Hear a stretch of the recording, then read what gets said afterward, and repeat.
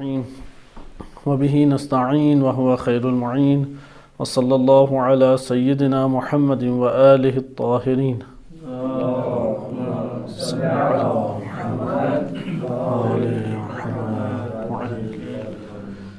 سیرت و تاریخ انبیاء علیہ السلام کے ذیل میں حضرت نوح علیہ السلام کا موضوع آپ کی خدمت میں ذکر کیا جا رہا تھا۔ ہم نے گزشتہ درس میں حضرت نوح علیہ السلام کے قوم کے جرائم کا موضوع شروع کیا، کیونکہ نوح علیہ السلام کی زندگانی کو قرآن کریم کی آیات کے تناظر میں رہتے ہوئے ہم نے 3 حصوں میں تقسیم کیا۔ پہلا حصہ تھا حضرت نوح علیہ السلام کا کار نبوت و رسالت کا انجام دینا، اس کے اوپر مشتمل آیات، کیونکہ آیات کریمہ بڑے پیمانے پہ اسی سے متعلق ہیں۔ دوسری زندگی کا ان کا حصہ یا مرحلہ وہ قوم کے جرائم ہیں، نوح علیہ السلام کی قوم کے جرائم، کیونکہ قرآن کریم کی متعدد آیات ہیں جس میں قوم نوح کو بعنوان عبرت پیش کیا گیا ہے امتوں کے لیے۔ یہ بہت اہم پہلو ہے، کیونکہ یہ کسی ہیڈنگ کے ذیل میں یہ والی آیات نہیں ہماری آتی کہ قوم نوح کو عبرت کے طور پہ قرآن کریم نے پیش کیا ہے۔ تیسرا ان کی زندگی کا حصہ نتیجہ کہ حضرت نوح علیہ السلام اور ان کی قوم، ان کے اوپر ایمان لانے والوں کا کیا نتیجہ نکلا اور ان کے مخالفین کا، یعنی تیسرا مرحلہ آپ کہہ سکتے ہیں کہ نتیجہ اس ٹکراؤ کا یا اس پورے کے پورے جو حضرت نوح علیہ السلام نے کار نبوت و رسالت انجام دیا اس کا کیا نتیجہ نکلا۔ یعنی آپ نتیجے کے طور پہ کہہ سکتے ہیں نجات مومنین و عذاب کافرین، یہ نتیجہ ہمارے سامنے آتا ہے۔ بس 3 مرحلوں میں تقسیم ہوئی ان کی زندگانی، حضرت نوح علیہ السلام کے کار نبوت و رسالت، قوم کے جرائم، اور نمبر 3 اس معاشرے کے اندر نتیجہ کیا نکلا۔ ہم قوم کے جرائم کے موضوع پر تھے اور ہم نے گزشتہ درس میں حضرت نوح علیہ السلام کے اوپر طعن و تشنیع کے جرم کو ملاحظہ کیا۔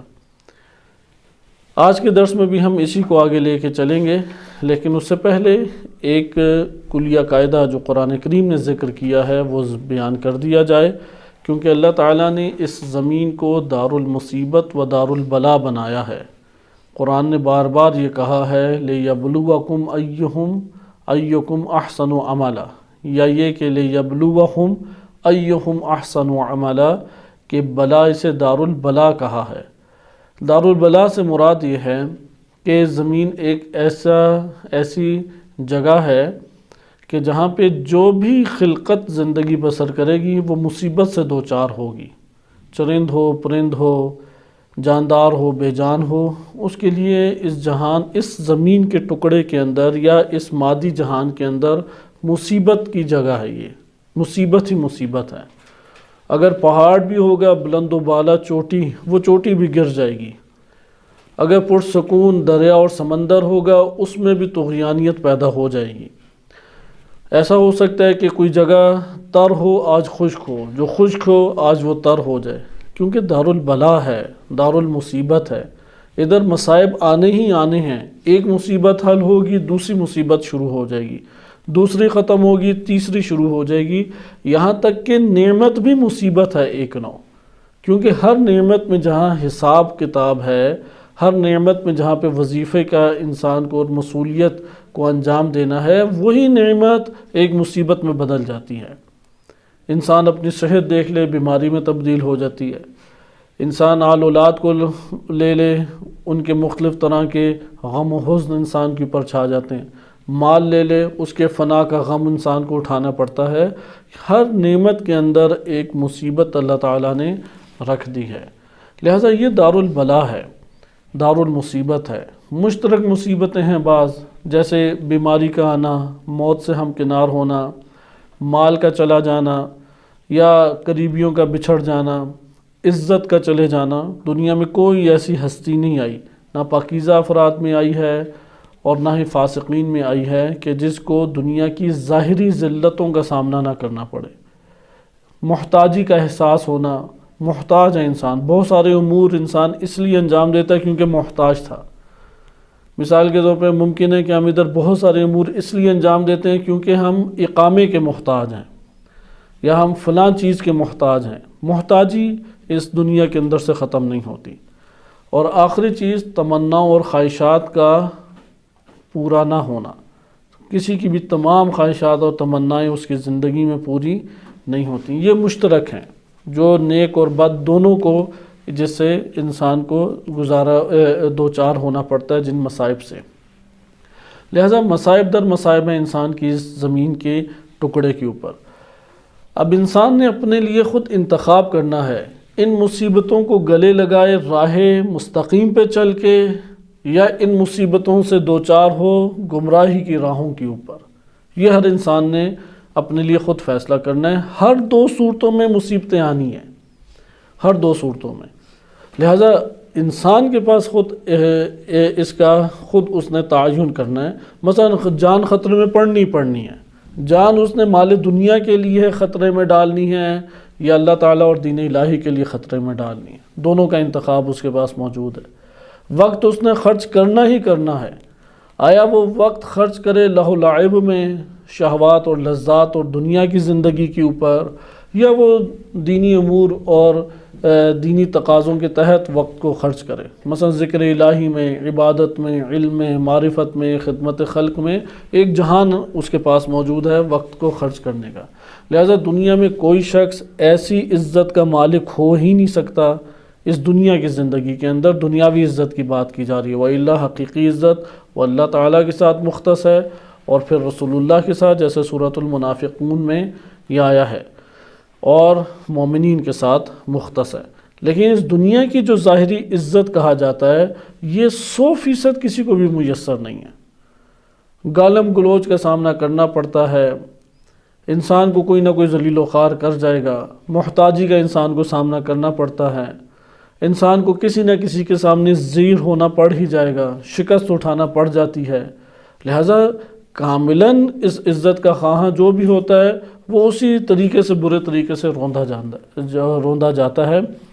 اسی طریقے سے ہے محتاجی، مرض، کوئی بھی مرض سے نجات نہیں پا سکتا ہر وقت، کوئی بھی موت سے نہیں بچ سکتا، کوئی بھی اپنی جوانی کو بچا نہیں سکتا، کوئی بھی اپنے مال کو محفوظ نہیں رکھ سکتا، کوئی بھی اپنی آل اولاد کو خطرات اور غموں سے چھٹکارا نہیں ہمیشہ کے لیے دلا سکتا، کیونکہ دار البلا ہے، دار المصیبت ہے۔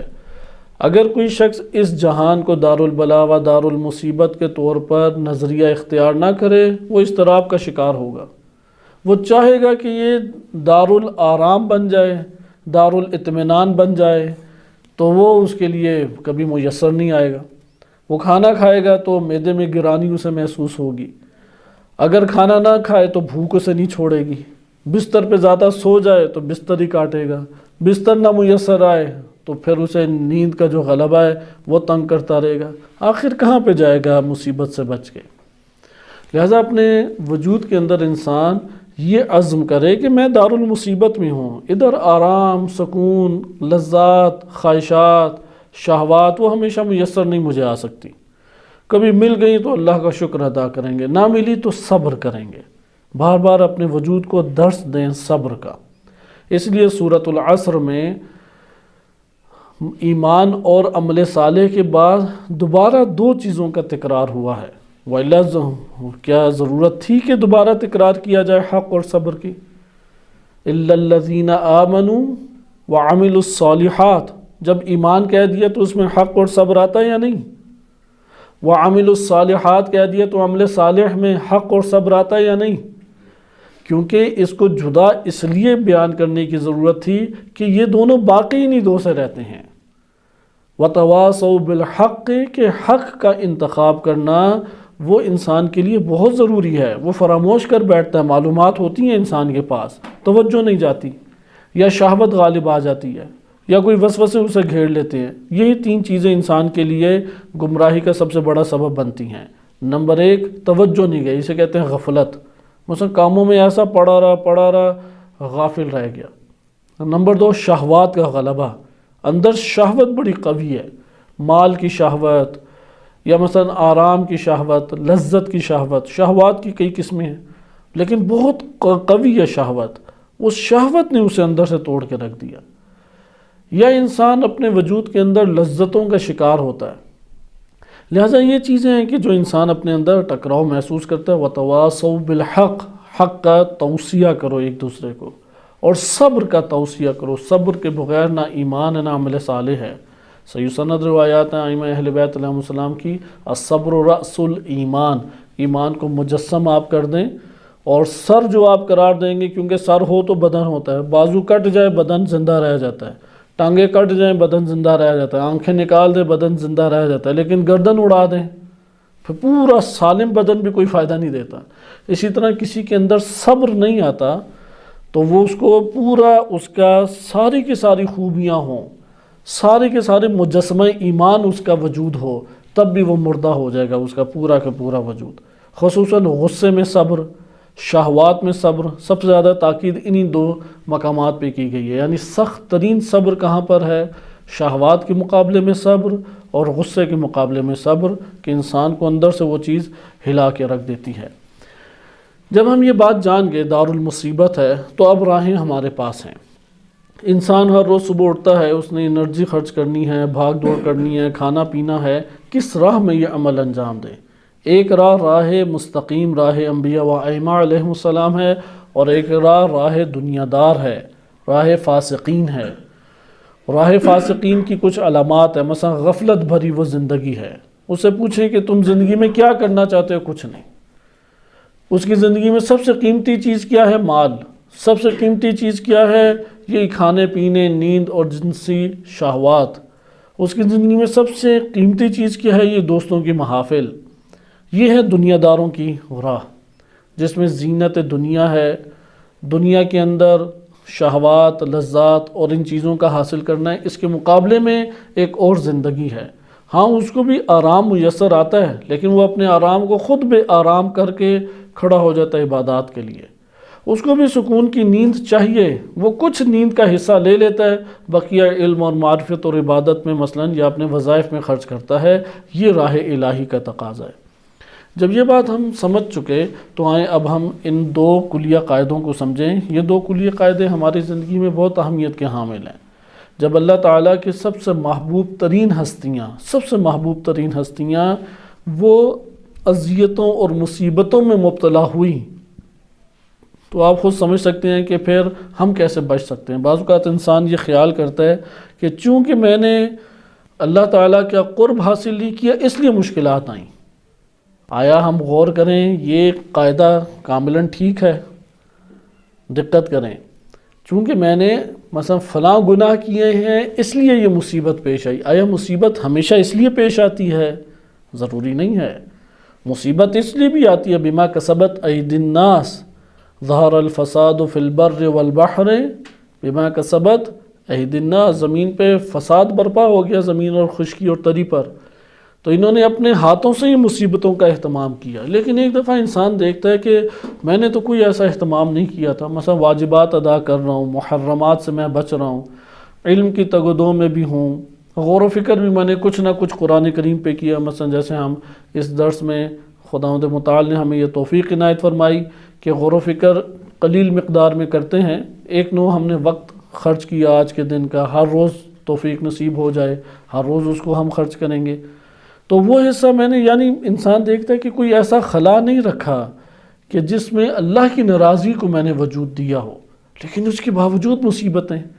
تو یہاں پہ ہمیں یہ بات معلوم ہوتی ہے کہ مصائب دارالمصیبت میں ہیں، فقط ایک یہ سبب نہیں ہے، یہ اسباب میں سے ایک سبب ہے کہ گناہوں کی وجہ سے، غفلتوں کی وجہ سے، یا اپنے نادانی اور حماقت کی وجہ سے میرے اوپر مشکلات کا آنا۔ بعض امور ہوتے ہیں کہ جو ظاہراً گناہ نہیں لگتے لیکن حماقت پن ہے یا نادانی ہے، خصوصاً جوان اس میں زیادہ مشغول ہو جاتے ہیں، مثلاً کھیل کود میں وقت گزارا، یا آج کے دور میں جس طریقے سے ہے کہ آوارہ گردی کرتے ہیں، ڈرامے فلمیں یا ناول وغیرہ پڑھتے ہوئے، ویڈیو گیمز کھیلتے ہوئے، مختلف ہیں، گیموں کی دنیا میں مصروف ہو کے وقت گزار دیا۔ اب جب وقت گزار دیا، ہر انسان عزت چاہتا ہے، اس نے تو وہ عزت کے حصول والی جو اس کی زندگی تھی اس میں کچھ حاصل ہی نہیں کیا ایسا، تو کہاں سے اسے عزت ملے؟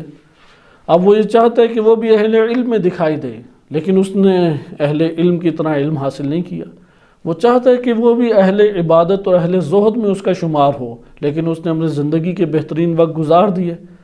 اسے کہتے ہیں کہ گویا کہ ممکن ہے کہ اس نے گناہوں کو نہ انجام دیا ہو، مثلا ایک کرکٹ کھیلتا ہوا وقت گزار دیا، جیسے طلاب میں ایک بڑی تعداد آج اسی میں ٹورنامنٹوں میں ہی مصروف نظر آتی ہے۔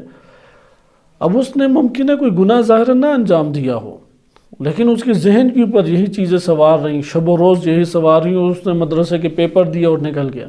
یہ ہے نادانی والی زندگی، حماقت والی زندگی۔ جب نادانی اور حماقت والی زندگی اس نے گزاری تو اب نتیجے میں کیسے اس کو ایک پھل مل سکتا ہے؟ بس اس لیے یہاں پہ توجہ ہمیں کرنی چاہیے کہ ہمارے پاس دو زندگیوں میں سے ایک زندگی کا انتخاب ہے۔ یہ بات بار بار انبیاء علیہ السلام کی تاریخ اور قوموں کی تاریخ میں ہمیں نظر آتی رہے گی۔ ایک ہے کہ خود مشکلات میں اپنے آپ کو ڈال کے مشکلات ایجاد کرو، اور وہ ہے کہ معرفت، شعور، بصیرت کی بنیاد پہ وظیفے کا انتخاب۔ یہ خود اپنے آپ کو مشکلات کے حوالے کرنا ہے، لیکن اس کے نتائج بڑے خوبصورت ہیں، اس کا پھل بڑا خوبصورت ہے۔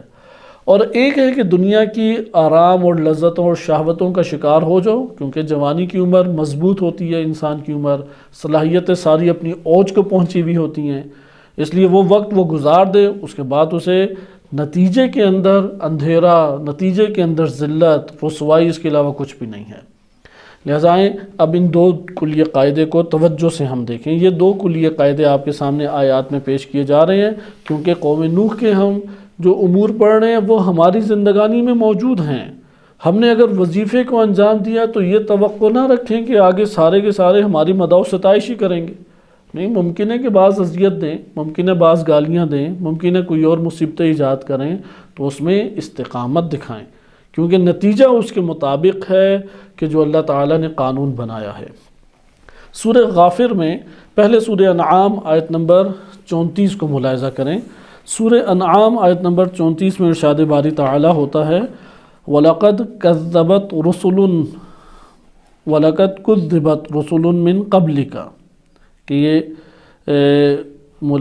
دیکھیں اس کے اعراب قرآن کریم میں کہ غالباً کذبت ہے، کہ اے رسول آپ سے پہلے بھی رسولوں کی تکذیب کی گئی۔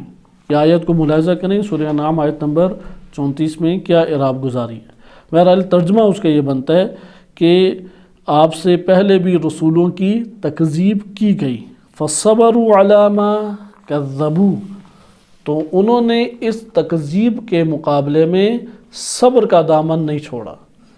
یہاں پہ صبر سے کیا مراد ہے، اس کے اوپر ہمیں دقت کی ضرورت ہے کہ آیت میں وَلَقَدْ كُذِّبَتْ ہے غالباً، یا کذبت ہے، کذبت، وَلَقَدْ كُذِّبَتْ رُسُلٌ مِّن قَبْلِكَ، کہ آپ سے پہلے رسولوں کی تکذیب کی گئی، فَصَبَرُوا عَلَى مَا كَذَّبُوا، تو انہوں نے فَصَبَرُوا عَلَى مَا كُذِّبُوا، تو جو تکذیب ان کی گئی اس کے اوپر انہوں نے صبر کیا۔ ادھر سوال پیدا ہوتا ہے کہ جب رسولوں کو جھٹلایا جائے تو صبر کس نوعیت کا؟ اس صبر کی نوعیت میں پہلا صبر آتا ہے نا امیدی کے اوپر۔ انسان اندر سے نا امید ہوتا ہے۔ یہ اجتماعی دنیا میں جو مسئولیت انجام دیتا ہے بہت آرام سے اس بات کو سمجھ سکتا ہے۔ مثلا آپ ادھر مسئولیت ایک انجام دیں، مد مقابل بندہ مانتا ہی نہیں ہے آپ کی بات، نہیں مانتا، پھر بھی کچھ حوصلہ ہوتا ہے۔ ایک دفعہ وہ آپ کی توہین کر دیتا ہے، وہ آپ کو برا بھلا کہتا ہے، غصے آپ کے اوپر ہوتا ہے، یہاں پہ انسان اندر سے بہت زیادہ دل برداشتہ ہو جاتا ہے۔ جب دل برداشتہ ہوتا ہے تو یہاں پہ نا امیدی شروع ہو جاتی ہے۔ اس نا امیدی میں پہلا کام وہ کیا کرتا ہے، وہ مسئولیت کو ترک کرتا ہے، وہ وظیفے کو ترک کرتا ہے۔ یہ انبیاء علیہ السلام، حضرت یونس علیہ السلام کا ہم واقعہ پڑھ چکے ہیں، اس میں بھی یہی چیز تھی کہ انہیں جب جھٹلایا گیا تو وہ غصے کے عالم میں نکلے، واپس آئے، دیکھا کہ وہ تو آباد ہے جگہ، تو انہیں پھر وہی منظر دکھایا گیا کہ اب تو پھر یہ میری عزت کو اچھالیں گے اور پھر گالم گلوچ کریں گے۔ تو اس لیے یہ پہلا چیز کہ جس کے اوپر انہوں نے صبر کیا، یعنی وَلَقَدْ كُذِّبَتْ رُسُلٌ مِّن قَبْلِكَ فَصَبَرُوا عَلَى مَا كُذِّبُوا، جو تکذیب انہوں نے کی اس کے اوپر انبیاء علیہ السلام و رسول علیہ السلام نے کیا کیا، صبر کیا۔ صبر سے کیا مراد ہے؟ نمبر ایک، نا امید نہیں ہوئے، نا امید نہیں ہوئے۔ یہ ہمیں قرآنی واقعات سے بات پتہ لگتی ہے. میں اس لیے صرف اشارہ کر رہا ہوں تاکہ ہمارے ذہن میں یہ نہ ہو کہ کوئی ہمیں کانٹا چبھے یا کوئی چھری مارے یا گولی چلائے تو تب زخم پڑے تو تب ہم نے صبر کرنا ہے. نہیں، پہلا جو صبر ہے وہ یہی ہے کہ جو وہ آگے سے آپ مسئولیت اور وظیفہ انجام دیتے ہیں تو گالم گلوچ ہوتی ہے. دوسرا صبر ہے کہ یہ کام ہے ہمت والا. انسان اندر سے تھک جاتا ہے، وہ اندر سے تھکتے نہیں تھے. یعنی جو اندر ایک دباؤ ایجاد ہوتا ہے، اسے بالفاظ دیگر کہہ لیں اندرونی دباؤ کے اوپر صبر کرنا. تھک جاتا ہے نا بندہ، ایک ہی بات کہہ رہا ہے، کوئی فرد نہیں سامنے آ رہا. جیسے نوح علیہ السلام بھی 7-8 بندے ان پر ایمان لائے، 950 سال انہوں نے تبلیغ کی. تو یہاں پہ پھر اندر ہی اندر انسان شدید اضطراب کا اور دباؤ کا شکار ہوتا ہے. اس مرحلے میں صبر. نمبر 3 کہ مد مقابل کا مختلف آپ کے خلاف منصوبہ بندی کرنا. اس کے اوپر صبر کیا، اس منصوبہ بندی کے اوپر، کیونکہ آپ ہر منصوبہ بندی کا جواب نہیں دے سکتے. ہر منصوبہ بندی کے مقابلے میں آپ لڑائی جھگڑا نہیں مول سکتے. نمبر 4 وہ جو برا بھلا قوموں نے کہا، اس برا بھلا کہنے میں انہوں نے صبر کیا. ایسا نہیں ہے کہ انہوں نے گالی دی تو ادھر بھی گالی شروع ہو گئی. آج بھی ایک برادر کا کہ غربی ممالک میں رہتے ہیں، ان کا ایک سوال ٹائپ آیا ہوا تھا، لیکن سوال سے زیادہ وہ شکوہ تھا کہ ان کے ایریے میں کوئی مولانا ہوتے ہیں یعنی غربی ممالک میں، تو مولانا مجالس پڑھتے ہیں لیکن فیس بک بھی استعمال کرتے ہیں. فیس بک جب استعمال کرتے ہیں تو وہ ایک عام بندے بن جاتے ہیں اور محرم نامحرم سب سے ہی کوئی ہلکے درجے کی باتیں کرتے ہیں. تو اس سے ان کو تھوڑا سا ایک شوق بھی لگا اور ایک نا امیدی بھی پیدا ہوئی. تو انہوں نے مولانا صاحب سے سوال کے طور پہ پوچھا کہ ہمیں تو یہ توقع نہیں تھی کہ آپ نامحرم خواتین سے اس نوعیت کی بات کریں گے کہ جیسے ایک عام گلی محلے کے لوگ باتیں کرتے ہیں اور اپنے تعلقات استوار کرنے کی کوشش کرتے ہیں. تو مولانا صاحب نے انہیں خوب آگے سے سنا دی. کہتے ہیں نا کہ ایک گالم گلوچ کی حد تک سنا دینا. تو وہ سوال یہ کر رہے تھے کہ ایسی صورت میں ہم کیا کریں مولانا صاحب کے ساتھ. ان کا عزت احترام باقی رکھیں اور ان کی شکایت کسی جگہ پہ نہ کریں، یا نہیں وہ جو ان کی طرف سے زیادتی ہوتی ہے اس کے اوپر شکوہ شکایت کریں. یعنی اس کا یہ بیان کرنا مقصود یہ تھا ادھر اس واقعے سے کہ ایسا انسان کی زندگیوں میں ہوتا ہے کہ ایک طرف سے گالم گلوچ ہو گیا اور ایسے افراد سے ہوتا ہے جن سے توقع ہی نہیں ہے. تو قوموں میں ایسے افراد ہوتے ہیں. انبیاء علیہ السلام کے سامنے بھی ایسے افراد کہ جو ان کے قریبی یا قوم کے اندر باعزت شمار ہوتے تھے وہ طعنہ تشنیع کرتے تھے. تو ایسی صورت میں مد مقابل کیا آگے سے گالم گلوچ ہی کرے، کیونکہ اس کا سوال یہ تھا کہ میں بھی ویسی زبان استعمال کروں. تو یہاں پہ صبر کے علاوہ چارہ نہیں ہے. ہاں یہ بھی نہیں ہے کہ دنیا دار عالم سے تعلق جوڑ لے. روایات نے واضح منع کیا کہ عالم 2 طرح کے ہیں، یا علماء سو ہیں یا علماء ربانی ہیں. علماء سو وہ ہیں کہ جو دنیا کی زینت کا شکار ہوتے ہیں. اگر ایک بندہ حرام کا شکار ہو رہا ہے، وہ دنیا کی زینت کا شکار ہو رہا ہے، لہٰذا وہ اپنا کم سے کم پہلے تعلق توڑے علماء سو سے، علماء ربانی سے جا کے اپنا تعلق جوڑے. تو خلاصہ کلام کہ انبیاء علیہ السلام نے طعنہ تشنیع کے مقابلے میں جواب گالی میں نہیں دیا، جواب برا بھلا کہنے کی صورت میں نہیں دیا. وہاں پہ صبر کیا اپنے وجود کے اندر، تدبیر نہیں انہوں نے اختیار کی، قوموں کو سمجھایا، انہیں نصیحت کی. بہرحال یہ مفہوم یعنی تفصیلی مفہوم ہے. آپ قرآن کریم کی آیات پڑھتے ہوئے خود دقت کریں کہ انبیاء علیہ السلام نے کیسے صبر کیا. فَصَبَرُوا عَلَىٰ مَا كُذِّبُوا وَأُوذُوا، اور انہیں اذیتیں دی گئیں. یہ جدا طور پہ قرآن نے بیان کیا ہے. صحیح ہے. کس کے اوپر؟ جو تکذیب کی اس پر تو انہوں نے کیا کیا؟ صبر کیا. اس کے بعد انہیں تکلیفیں پہنچائی گئیں، یعنی جسمانی ٹارچر کیا گیا، ان کے گھر کو متاثر کیا گیا، ان کی اجتماعی اور معاشرتی زندگی کو متاثر کیا گیا. مثلا محلے سے پکڑ کے باہر نکال دیا، سامان اٹھا کے باہر پھینک دیا. ایسا پروپیگنڈا کیا کہ پورا کا پورا معاشرہ ان کے خلاف آ کے کھڑا ہو گیا. ان کے لیے مثلا انہیں محبوس یا نظر بند کر دیا، تعلق سوشل بائیکاٹ کر دیا، کوئی کسی قسم کا خرید و فروخت ہی نہیں کرتا تھا.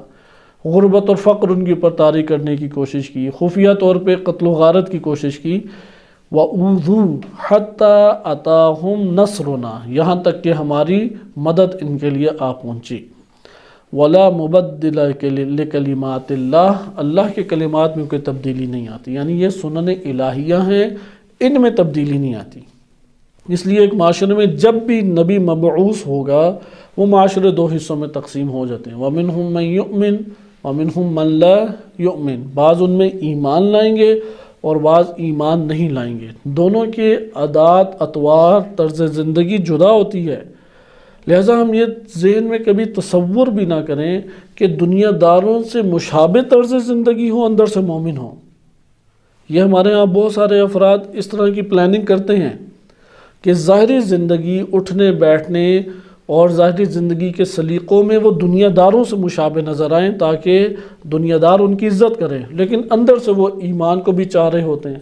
یہ دونوں ہمراہ چیزیں نہیں چل سکتی۔ وہ اپنے پورے وجود سے اہل ایمان میں اپنے آپ کو دکھلائے، کیونکہ دونوں آپس میں نہیں جمع ہو سکتی۔ ہاں یہ جمع ہو سکتی ہیں ایمان کے سائے میں، جو اللہ نے دنیا اس کے لیے رکھی ہے وہ لے لے۔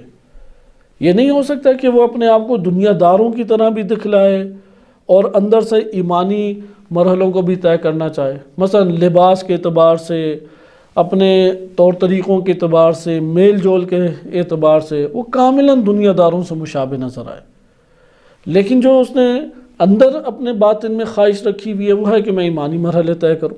یہ دونوں کیسے جمع ہوں گی؟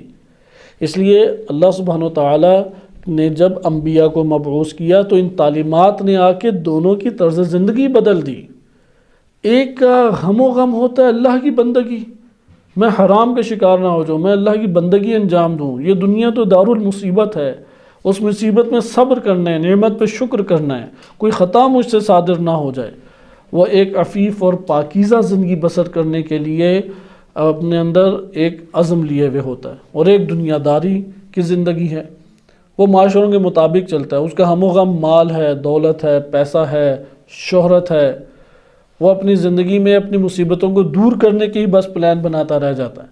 لہذا انبیاء علیہ السلام کی زندگیوں نے آ کے اور تعلیمات نے آ کے معاشروں کو تقسیم کر دیا، معاشرے یعنی خاندانوں کو تقسیم کر دیا۔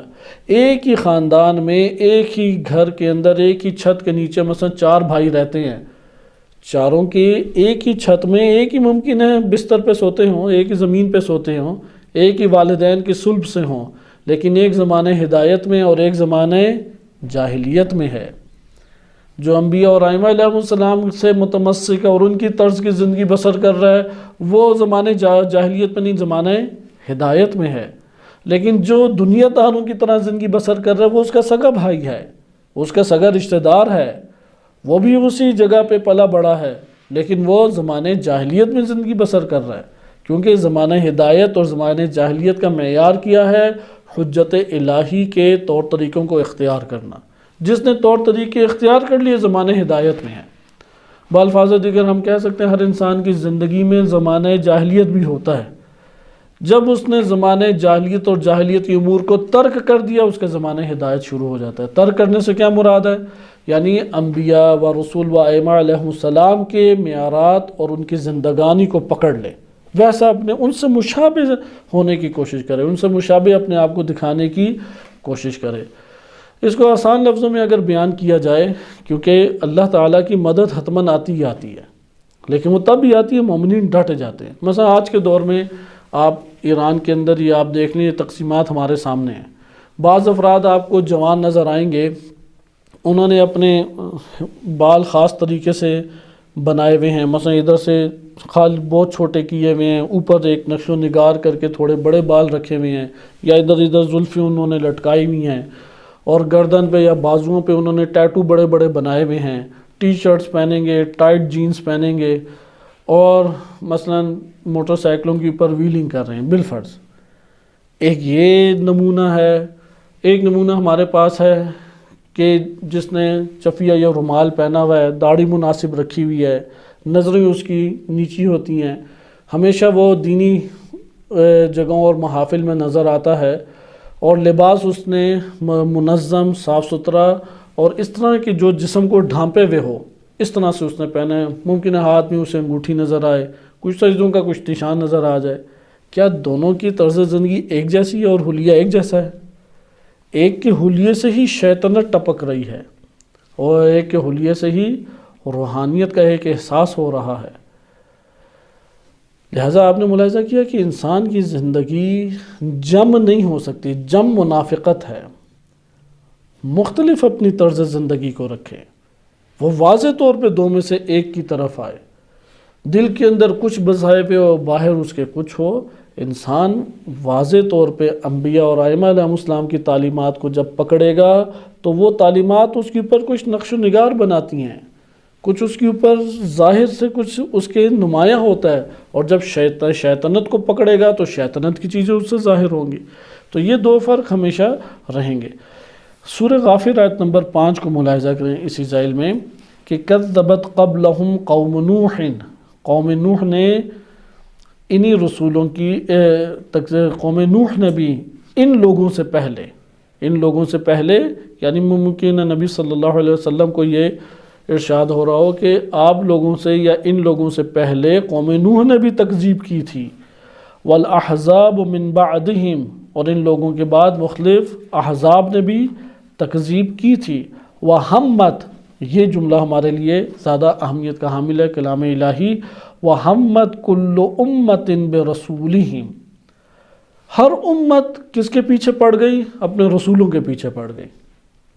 ہر امت نے ہاتھ دھو کے اس بندے کے پیچھے پڑ جاتی ہے کہ جو انہیں حق کی جانب بلائے اور باطل سے چھٹکارا دے۔ یہ تو آج ہم پاکستان کی سرزمین میں بھی دیکھتے ہیں کہ علماء، فضلاء، معاشرے کے دیگر افراد وہ ہاتھ دھو کے اس فرد کے پیچھے پڑ جاتے ہیں کہ جو انہیں کہے کہ طاغوتی نظام کو ترک کرو، ان خائن حکمرانوں سے تعلق کو توڑو، معیارات الہی کو برپا کرو، کلمات اللہ ہی العلیٰ، یا اسلام کا جو کلمہ ہے یعلو ولا یعلی علیہ، اسلام کے اوپر کوئی چیز بالاتر اور غالب نہیں آ سکتی، نہ قومیت، نہ وطنیت، نہ قبائلیت، نہ فرقہ پرستی، اسلام کے اوپر کوئی چیز غالب نہیں آ سکتی۔ الاسلام یعلو، ہوا اسلام کیا ہے؟ وہ غالب آنے والا اور بالاتر اور بلندتر ہے۔ لہذا آپ یہ پیغام سنانا شروع کریں، آپ دیکھیں گے آپ کے عزیز رشتہ دار، آپ کے دوست احباب وہی آپ کو طعنہ تشنیع کرنے لگ جائیں گے۔ لہذا اس قاعدے کو دیکھیں، کیونکہ کل کا لفظ آیا ہے جو کہ موجب کلیہ کے اوپر دلالت کرتا ہے، یعنی تمام موارد کے اوپر دلالت کرتا ہے۔ وَحَمَّتْ كُلُّ أُمَّةٍ بِرَسُولِهِمْ، ہر امت کس کے پیچھے ہاتھ دھو کے پڑ گئی؟ اپنے ہی رسول کے پیچھے۔ کیوں؟ لِيَأْخُذُوهُ، لامدہ تعلیل کے لیے ہے، لِيَأْخُذُوهُ وَجَادَلُوا بِالْبَاطِلِ، تاکہ وہ اسے پکڑیں اور باطل کے ساتھ مجادلے کی وجہ سے، وَجَادَلُوهُمْ، اور انہوں نے مجادلہ کیا کس بنیاد پہ؟ باطل کی بنیاد پہ، یعنی باطل کی راہوں پہ چلتے ہوئے اپنے رسولوں سے ٹکرائی، اپنے انبیاء سے ٹکرائی، ان الہی شخصیات سے ٹکرائی۔ اس لیے معاشروں کی اکثریت کو دیکھ کے فیصلہ نہیں کر سکتے، ایک محفل میں واہ واہ کو دیکھ کے ہم فیصلہ نہیں کر سکتے۔ لِيُدْحِضُوا بِهِ الْحَقَّ، انہوں نے یہ کام کیوں کیا؟ تاکہ اپنے اس عمل کی وجہ سے، مثلا رسولوں کے در پہ کیوں ہو گئے، رسولوں کو کیوں انہوں نے گرفتار اور پکڑنا چاہا اور دبانا چاہا، کیوں وہ باطل کا سہارا لے کے ان سے لڑ پڑے رسولوں اور اہل حق کے ساتھ؟ اس لیے لِيُدْحِضُوا بِهِ الْحَقَّ، تاکہ وہ اس کے ذریعے سے حق کو مٹا دیں۔ فَأَخَذْتُهُمْ، پھر خدا فرماتا ہے کہ انہوں نے جب یہ عہد و پیمان باندھ لیا کہ حق کو مٹا دیں، فَأَخَذْتُهُمْ، تو میں نے ان باطل والوں کو ہی دبا دیا اور ایسی ان کی پکڑ کی، ایسی پکڑ کی، فَكَيْفَ كَانَ عِقَابِ، تو دیکھو میرا عذاب اور عقاب کیسا ہے، دلوں کو اور وجود کو ہلا دینے والا عذاب اور عقاب اللہ تعالیٰ کا۔ یہ جب ہم ایک مقدمہ پڑھ چکے تو اب قوم نوح کو ہمیں معلوم ہوا کہ قوم نوح کو اللہ تعالیٰ نے مقام عبرت بنا کے بار بار کیوں بیان کیا ہے، کیونکہ تا قیامت آنے والی نسلیں اور تا قیامت آنے والا انسان وہ قوم نوح کی طرح تعلیمات انبیاء کے سامنے پیش ہے، اور اس کو اختیار ہے کہ آیا وہ تعلیمات کو قبول کر کے ان کے نقش قدم پہ چلے یا ان سے مبارزہ کرے۔ حضرت نوح علیہ السلام کی قوم نے جو طعنہ تشنیع کی، اس میں ہم نے بعض طعنوں کو ملاحظہ کیا۔ اب یہ طعنے دیکھیں، دنیا کے اندر بھی طعنے آتے ہیں، اس چیز کو بار بار ہم اپنے نفس میں زندہ کرتے رہیں۔ مثلا ایک شخص نے دفتر میں جاب کی، اب دفتر میں جب جاب کی ادھر بھی گالیاں سننا پڑ جاتی ہیں باس کی، ادھر بھی اسے مسائل پیش آنے لگ جاتے ہیں۔ اگر وہ ممکن ہے کہ اچھے انداز میں کوئی اپنا کوئی چھوٹا موٹا کاروبار ہی چلاتا اور قلیل کے اوپر اکتفا کر لیتا، یا ممکن ہے کہ کفرستان اور کافر ممالک میں منتقل نہ ہوتا، تو وہ جو اس کا گزر بسر قلیل کے اوپر ہوتا اس میں اس کا ایمان باقی تھا۔ اس میں لوگوں کے کچھ تانے ہوتے ہیں لیکن ایمان کی راہ میں وہ اس کے لیے قابل قبول ہیں۔ ادھر وہ سارے مال و دولت لے کے جو اپنی عزت کو اچھالتا ہے ہر روز، اور ہر روز اس ذلت کا شکار ہوتا ہے، اور آج آ کے وہ ایک برے ماحول میں بھی ہے، یعنی کافر ماحول کے اندر بھی پلتا بڑھتا ہے، اس سے آہستہ آہستہ ایمان سے ہی وہ خارج ہونا شروع ہو جاتا ہے۔ اب انسان کی اپنی پلاننگ ہے یہ ساری، لہٰذا قوموں کو جب عبرت کے طور پہ قرآن نے پیش کیا ہے تو انسان نے خود اب اپنے لیے پلاننگ بنانی ہے۔ اگر اس کی پلاننگ قوم نوح سے مشابہ ہے تو پھر انجام سے بھی باخبر رہے، اگر اس کی پلاننگ حضرت نوح علیہ السلام پر ایمان لانے والوں سے مشابہ ہے تو پھر اپنے اچھے انجام کے لیے منتظر رہے۔ لہٰذا یہ پیغام ہمیں بار بار ملے گا۔ اور پھر کیا اعمال صادر ہوں گے اگر کوئی قوم نوح سے مشابہ پلاننگ اپنی زندگی کا جو ٹائم ٹیبل بناتا ہے، اپنی زندگی میں جو اہداف رکھتا ہے، وہ حضرت نوح علیہ السلام کی قوم سے اس کے مشابہ ہیں، تو اب دیکھیں کون سے عمل اس سے صادر ہوں گے۔ قوم نوح سے کون سے عمل صادر ہوئے؟ قوم نوح سے انہوں نے حضرت نوح علیہ السلام کی تکذیب کی، یہ تکراراً ہیں کیونکہ کثیر آیات ہیں، اس لیے بقیہ آیات آپ کی خدمت میں نہیں پڑھی گئی۔ دوسرا ہم نے پڑھا کہ انہوں نے حضرت نوح علیہ السلام کو کہا مجنون کہا، دیوانہ کہا۔ یہ والا تمغہ مل ہی جاتا ہے جب بھی دنیا کو آپ داؤ پہ لگا کے دین کو حاصل کرنے کی کوشش کریں یا وظیفے کو انجام دینے کی کوشش کریں تو دنیا دار آپ کو دیوانہ ہی کہے گا۔ مثلا اگر عزاداری کو ہم نے برپا کرنا ہے پاکستان کے اندر اور پتہ لگے کہ دھماکے ہو رہے ہیں، پتہ لگے کہ ٹارگٹ کلنگ ہو رہی ہے اور کسی بھی جلوس میں ہو سکتی ہے، وہاں پر اب اگر کوئی جائے اور وہاں پہ جاتے ہوئے اب خطرہ تو مول لیا اس نے، تو دنیا دار کہے گا یار یہ تو پاگل ہی ہے، یہ تو ہے ہی دیوانہ، گھر بیٹھا رہتا تو اس کا کچھ جاتا تھا، اس نے کوئی ٹھیکہ اٹھایا ہوا ہے۔ یا آپ اگر ایک طاغوتی نظام کے خلاف آواز اٹھاتے ہیں، اس کی وجہ سے آپ کے اوپر پریشر آتا ہے، تو دنیا دار کہیں گے کہ یہ عجیب ہے، اچھی خاصی زندگی بسر کر رہا تھا تو اس کو کیا ہوا تھا، یہ کیوں اس طرح کی باتیں، فلاں عالم کوئی اس طرح کی باتیں کرتا ہے، فلاں بھی اتنے بڑے بڑے علماء ہیں، فلاں کی بات نہیں سنی۔ اسی کو ایک یہ فکر لاحق تھی، اسی نے پوری امت کا اور قوم کا بیڑا اٹھایا ہوا ہے۔ یا دفاع اہل بیت علیہ السلام کے لیے آپ قدم اٹھا لیں اور خطرے میں اپنے آپ کو ڈال لیں، ایک پریشر آپ کے اوپر بنے، تو دنیا دار لوگ تانا ہی دیں گے کہ یہ تو دیوانہ تھا، اسے کیا ہو گیا، تم نے کون سا یار بہت بڑا کارنامہ انجام دے دینا تھا، تم نہ جاتے تو کیا دفاع ہی نہیں ہونا تھا۔ لوگوں کے تانے ہی اسی نوعیت کے آتے ہیں۔ لہذا حضرت نوح علیہ السلام ان کو بھی تانے دیتے تھے، یہ مجنون نعوذ باللہ ہو گیا، بھلا خود کاشتکاری کرے، کمائے، دنیا بنائے، اس کی بجائے کن چکروں میں لگ گیا ہے، اپنی عزت بھی اچھالی، اپنے گھر کو بھی اس نے بدنام نعوذ باللہ کیا، یعنی ان کی زبان میں قوم نوح کی، تو وہ کہتے تھے یہ ہے ہی مجنون نعوذ باللہ۔ ایک یہ اب ہمارے سامنے تانا ہے۔ دوسرا ہے کہ جس کو دھتکارا گیا ہو، وَازْدُجِرَ، سورۃ القمر میں خداوند متعال نے جو ارشاد فرمایا اس میں وارد ہوا ہے کہ وَازْدُجِرَ، یعنی زجر کہتے ہیں جھڑکنا، ازدجرا اس نے جھڑکا، یعنی جس کو جھاڑ پلائی گئی ہو، ازدجرا یعنی جس کو جھڑکا گیا ہو، یعنی دھتکارا گیا ہو، یعنی جس محفل میں جائے دھتکار کے نکال دیتے ہیں۔ یہ پاکستان میں شیعوں کو اس حوالے سے بعض اوقات پہلے دور میں تو تعصب زیادہ تھا، جب یہ سپہ صحابہ لشکر جھنگوی بنی تو تب یہ احساس ہوتا تھا، لیکن اہل حق نے مکتب تشیع میں اہل حق نے مضبوطی کے ساتھ اپنے قدم کو جمائے رکھا۔ بعض نے تو ایسا کیا کہ اپنی نمبر پلیٹ جو باہر نام کی پلیٹ ہوتی تھی اس سے سید بھی ہٹا دیا، آخر سے نقوی شقوی جعفری بھی ہٹا دیا، لیکن عمومی افراد وہ مکتب کی حقانیت پہ اعتقاد رکھتے تھے، ڈٹ گئے۔ اب ہوتا کیا تھا، اسکول جائیں تو کہتے تھے یہ تو شیعہ ہے، بازار جائیں کہتے تھے یہ تو شیعہ ہے، فلاں جگہ جائیں وہ کہتے تھے یہ تو شیعہ ہے۔ حضرت نوح علیہ السلام کی قوم بھی یہی سلوک کرتی تھی اہل حق کے ساتھ، وہ کہتے تھے یہ نوح علیہ السلام کا پیرو ہے، دھتکارتے تھے، ہر جگہ سے دھتکارتے تھے۔ لیکن ادھر آپ دیکھیں اہل ایمان کی قوت کو، ادھر سے غم نہ اٹھائے، مایوس نہ ہو، نا امید نہ ہو، ڈٹا رہے اللہ کی راہ میں۔ یہ معاشرے جو گمراہ معاشرے ہوتے ہیں وہ تعصب میں یہ والے امور انجام دیتے ہیں. یہ آج بھی ہمارے معاشروں میں اس طرح کے رویے موجود ہیں. یہ ہم نے گزشتہ درس میں بڑے پیمانے پہ پڑھے. تیسرا ایک طعنہ جو ہم پڑھ چکے ہیں وہ ہے گمراہ کہنا.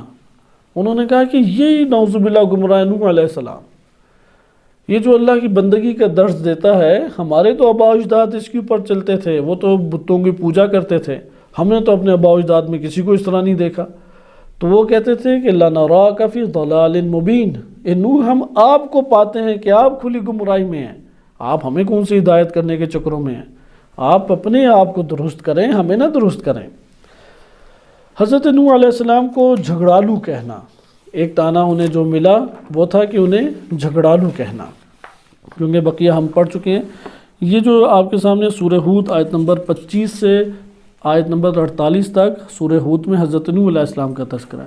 جناب نوح علیہ السلام کا سب سے تفصیلی تذکرہ دو جگہوں پہ وارد ہوا ہے، ایک سورہ ہود ہے اور ایک سورۃ النوح ہے. سورہ ہود میں حضرت نوح علیہ السلام کا سب سے زیادہ تفصیلی تذکرہ وارد ہوا ہے. تو وہاں پہ یہ کلمات وارد ہوئے، قالو انہوں نے کہا، یا نوح اے نوح، قد جادلتنا کہ تم تو ہر وقت ہم سے جھگڑا ہی کرتے رہتے ہو، ہر ٹائم دیکھو کہ ہمارے نظریات کو رد کرنے بحث مباحثہ شروع کر دیتے ہو، ہمارے نظریات کو دھچیاں بھی کھیرتے رہتے ہو، تو کتنی تم نے بحث ہم سے کرنی ہے. فَأَكْثَرْتَ جِدَالَنَا، تو اب بہت ہو گیا، ہم تھک گئے ہیں تمہارے اس بحث مباحثہ سے. فَأْتِنَا بِمَا تَعِدُنَا إِن كُنْتَ مِنَ الصَّادِقِينَ، اگر اتنے تم سچے ہو، عذاب کی باتیں کرتے ہو اور اللہ کی باتیں کرتے ہو، تو لے آؤ وہ عذاب، پھر وہ جو ہم سے وعدہ کیا وہ لے آؤ. یہ اور سخت ہو جاتا ہے، جیسے ادھر وہابی بھی بعض اوقات کہتے ہیں کہ آغا محسن کرائیتی نے بھی اپنا واقعہ سنایا، کیونکہ توسل ایک نظریہ برحق ہے، قرآن نے بھی بیان کیا، عبادات بھی توسل ہیں. نماز کو نماز ہی کے لیے پڑھیں یہ تو شرک ہے، نماز کو اللہ کے لیے پڑھیں تو توحید ہے. تو وسیلے کا انکار نہیں اس دنیا میں کیا جا سکتا. تو وہابی نے ایک محفل پشاور میں آئے ہوئے تھے، ان کا تھا وہاں پہ ایک جلسہ اور پروگرام، تقریر کی، تو ایک کھڑا ہو گیا تو کہا کہ آپ توسل کے جو قائل ہیں یہ تو شرک ہے. انہوں نے کہا کیسے شرک ہے؟ اللہ تعالیٰ نے وسیلہ قرار دیا ہے، جس طرح عبادات ہیں، ذکر ہیں، اسی طرح اشخاص کو اللہ تعالیٰ نے اپنی قربت کا وسیلہ قرار دیا. رسول اللہ کی محبت شرک ہے یا محبت کی وجہ سے اللہ کے قریب ہوتے ہیں؟ تو محبت رسول وہ وسیلہ ہو گیا جس سے اللہ کے قریب ہوتے ہیں. اسی طریقے سے اہل بیت علیہ السلام کی محبت، اس کی وجہ سے اللہ کے قریب ہوتے ہیں. اہل بیت علیہ السلام کی اطاعت، اس کی وجہ سے اللہ کے قریب ہوتے ہیں. تو کہا کہ ان سے مدد کیوں مانگتے ہو؟ اگر مدد شرک ہوتی تو اس دنیا میں بھی شرک ہونے چاہیے تھی. اس دنیا میں آ کہتے ہیں بھائی یہ پانی کا کین مجھے اٹھا دو، یا یہ آٹے کی بوری اٹھا دو، تو آپ نے یہاں پہ اللہ کو چھوڑ کے بندے سے مدد مانگی، یہ شرک ہو گیا. اب بندہ جو ہے وہ اس دنیا میں نہیں ہے، اس کا جسم وجود تو اس کا باقی ہے، برزخی دنیا اس کی موجود ہے. تو بہرحال اس نے کہا کہ یہ دیکھیں یہ بال پوائنٹ میں نیچے گراتا ہوں، آپ علی علیہ السلام کو کہیں یا علی مدد، تو دیکھتا ہوں یہ بال پوائنٹ اٹھتا ہے یا نہیں اٹھتا. یہ وہی جس ادھر نہیں وہ کہہ رہے تھے، اب نوح علیہ السلام نے کہا کہ عذاب آئے گا، تم لوگ اگر میں تم لوگوں کی باتیں مان لوں تو کون ہے کہ جو اللہ کے مقابلے میں میری مدد کرے گا؟ ہے تم میں سے کوئی؟ تو انہوں نے کہا ٹھیک ہے تم عذاب لے آؤ پھر. تو محسن قرائتی صاحب نے جیب سے قلم نیچے گرایا، کہا کہ تم یا اللہ مدد کہہ کے اٹھا کے دکھا دو، تم یا اللہ مدد کہہ کے اگر اٹھتا ہے تو دکھاؤ، اس سے یا اللہ مدد غلط ہو جائے گا. یہ کیسی دلیل ہے؟ لہٰذا اللہ تعالیٰ نے اس دنیا کو اسباب کی دنیا قرار دیا ہے. اسی طرح سے اللہ تعالیٰ نے عذاب کے لیے بھی وقت معین کیا ہے، اجل مسمہ کا بار بار لفظ آتا ہے، مقدار معین کی انسانی اور قوموں کی زندگانی کی، اور اگر اس نتیجے کے طور پر جب وہ مقدار اور مدت پوری ہو گئی تو آئے گا ہی آئے گا عذاب.